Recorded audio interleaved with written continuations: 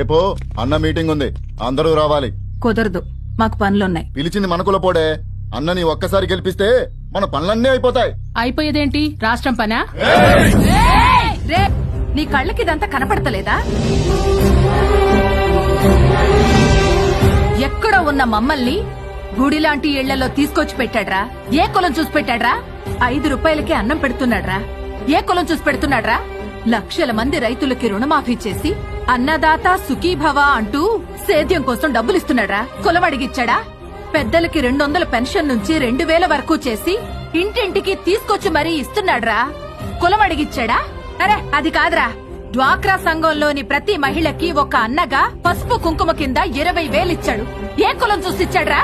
పట్టిసీమ నీళ్లు రాయలసీమ దాకా పారిస్తున్నాడు. కులం చూసి పొలానికి నీళ్లిస్తున్నాడా? అర్ధాంతరంగా ఎవరైనా చనిపోతే బాధల్లో ఉన్న వాళ్ళకి మీ ఇంటికి పెద్దగా అండగా నేనుంటానని చంద్రన్న బీమా